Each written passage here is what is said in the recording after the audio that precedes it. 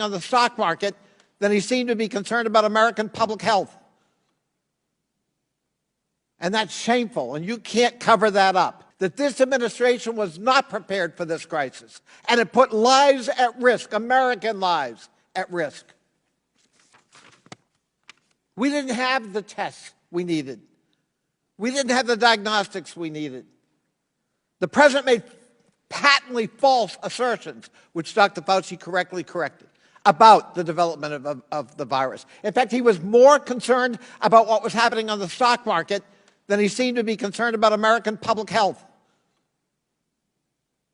And that's shameful, and you can't cover that up. The president has made some bizarre statements here.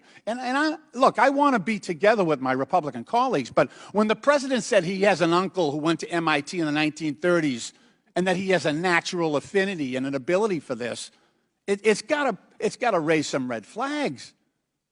We need you to step up, but you know, we really need honesty here. And when the president is making statements like this, we need pushback from the public health officials. The cases are not going down. The American people should be aware of that. You should be forthright in explaining that. When the secretary of when the president's economic director says, we got this contained, not quite airtight, but almost there. We need you, our public health officials, to step up and say that is not true. That is hurting us.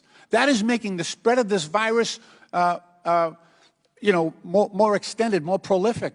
Go ahead. Mr. Lynch, I appreciate your comments, but I can tell you absolutely that I tell the president, the vice president, and everyone on the task force exactly what the scientific data is and what the evidence is. Yeah. I have never, ever held back telling exactly what is going on from a public health standpoint. Thank you.